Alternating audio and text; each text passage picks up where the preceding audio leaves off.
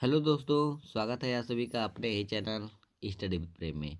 आज हम एक छोटी सी कहानी के माध्यम से हिंदी से इंग्लिश में ट्रांसलेशन करना सीखेंगे। तो सबसे पहले मैं आपको हिंदी का वाक्य पढ़कर सुनाऊंगा, फिर उसका इंग्लिश में ट्रांसलेशन बताऊंगा और साथ ही साथ यह भी बताऊंगा कि कौन सा टेंस है और इसमें कौन सी हेल्पिंग वर्ब या फिर मेन वर्ब लगती है। इससे आपको हिंदी से इंग्लिश में ट्रांसलेशन करना और भी आसान लगने लगेगा।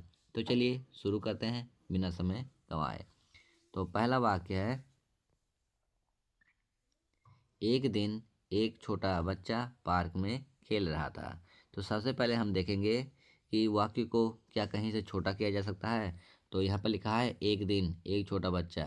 तो यहाँ पर एक दिन जो लिखा है इसे हम पहले लिख लेंगे, जिससे वाक्य छोटा हो जाएगा। उसके बाद हम देखेंगे कि ये कौन सा टेंस है। तो वाक्य के अंत में लिखा है कि रहा था। तो इससे पता चलता है कि ये पास्ट का कंटिन्यूअस होता है। तो अगर हमें वाक्य की पहचान सीखनी है तो आपको टेंस पढ़ना पड़ेगा। तो टेंस में यही लिखा रहता है कि अगर कोई टेंस हम शुरू करते हैं, तो जैसे मान लेते हैं पास्ट का कंटिन्यूअस है, तो उसकी पहचान में लिखा रहता है कि वाक्य के अंत में रहा था, रही थी, रहे थे। तो यहाँ पर लगा है रहा था, यानी कि ये पास्ट का कंटिन्यूअस है। और इसमें हेल्पिंग वर्ब क्या लगेगा, वाज या वेयर, और मेन वर्ब में आईएनजी फॉर्म लग जाएगा। तो सबसे पहले हम लिखेंगे इसमें वन डे।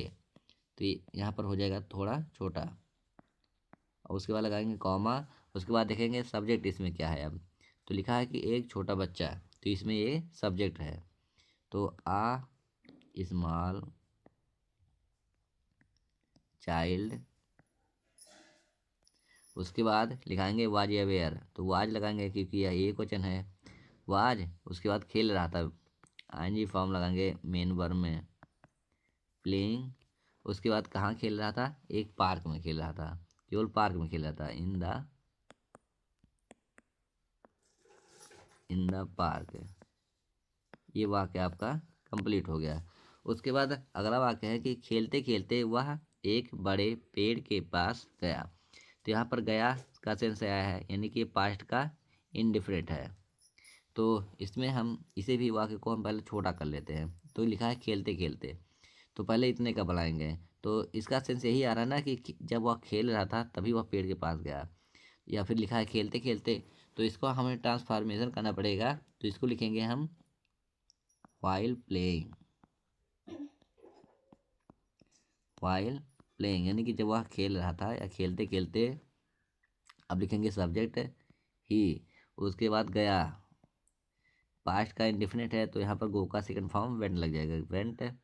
एक बड़े पेड़ के पास, तो नियर, पास का नियर होता है आ बिग ट्री। ये वाक्य आपका कंप्लीट हो गया। उसके बाद लिखा है कि पेड़ ने बच्चे को ठंडी छाया दी। ये भी पास्ट का इंडिपेंडेंट है, क्योंकि वाक्य के अंत में या, ई, ए, दी, ये सब अगर वाक्य के अंत में आए तो पास्ट का इंडिपेंडेंट होता है। तो यहाँ पर होएगा, सबसे पहले लिखेंगे हम सब्जेक्ट। यहाँ पर सब्जेक्ट है द ट्री। उसके बाद छाया दी, तो देने का हो जाएगा गिव, और गिव का second form gave. Gave cool air, ठंडी छाया, कूल शेड। उसके बाद किसी दी बच्चे को, टू द बॉय या फिर चाइल्ड लिख दो।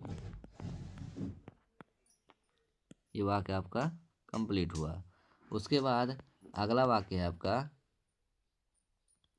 बच्चा रोज उस पेड़ के नीचे आकर खेलता था।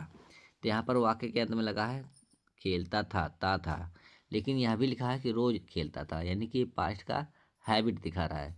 और जब पास्ट का हैबिट दिखाता है तो वहाँ पर हम हेल्पिंग वर्ब के रूप में यूज टू का प्रयोग करते हैं, और उसके बाद मेन वर्ब का फर्स्ट फॉर्म का प्रयोग करते हैं। तो लिखेंगे बच्चा यानी कि चाइल्ड, द चाइल्ड लगाएंगे क्योंकि यहाँ पर एक बार बच्चे की बात हो चुकी है। तो द चाइल्ड। उसके बाद लगाएंगे यूज्ड टू, क्योंकि अक्सर खेलता था, यूज टू कम यानी कि आता था, एंड प्ले खेलता था। उसके बाद हो जाएगा कहाँ पर खेलता था, पेड़ के नीचे, उस पेड़ के नीचे, अंडर दैट ट्री। ये वाक्य आपका कंप्लीट हो गया। उसके बाद अगला वाक्य है कि एक दिन उसने पेड़ से कहा। तो पहले लिखेंगे हम वन डे, कॉमा लगाएंगे, उसने पेड़ से कहा, ये भी आपको पास्ट का इंडेफिनिट है, तो यहाँ पर लिखेंगे ही। से का second form said to the tree, पेड़ से कहा। तो ये वाक्य आपका कंप्लीट हुआ। उसके बाद अगला वाक्य है कि धन्यवाद, तुम मुझे हमेशा छाया देते हो। तो सबसे पहले हम बनाएंगे धन्यवाद का, लिखेंगे थैंक यू, कॉमा लगाएंगे। उसके बाद लिखा है कि तुम मुझे हमेशा छाया देते हो, ये प्रेजेंट का इंडेफिनिट है, तो यहाँ पर लगेगा, पहले लिखेंगे हम यू, उसके बाद लेके आया जाएगा हमेशा, क्योंकि ये किसको इंडिकेट कर रहा है, देने का, यानी कि हमेशा देता है। तो यहाँ पर लग जाएगा ऑलवेज, ऑलवेज के बाद गिव, क्योंकि जो वर्ब होता है उसे दिखाने वाले के लिए एडवर्ब लगाया जाता है, तो एडवर्ब को वर्ब के पहले लगाया जाता है। तो हमेशा यहाँ पर क्या है, एडवर्ब। तो यू ऑलवेज गिव मी, उसके बाद क्या लगाया जाएगा, गिव मी छाया, शेड। तो ये वाक्य आपका कंप्लीट हुआ। और उसके बाद अगला वाक्य है कि पेड़ को यह सुनकर बहुत खुशी हुई। तो ये भी पास्ट का इनडेफिनिट है, तो इसमें हम सबसे पहले लिखेंगे सब्जेक्ट को। तो यहाँ पे पेड़ क्या है, सब्जेक्ट है, द ट्री, ट्री हो जाएगा। उसके बाद सुनकर बहुत खुशी हुई, फेल्ट वेरी हैप्पी, खुशी होने का फील मतलब होता है, फील करना पड़ता है।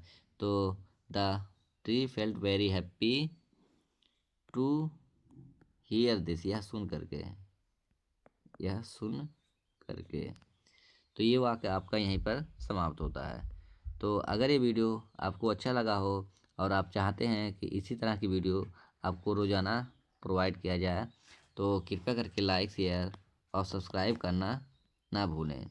तो मिलते हैं अगली वीडियो में, तब तक के लिए जय हिंद।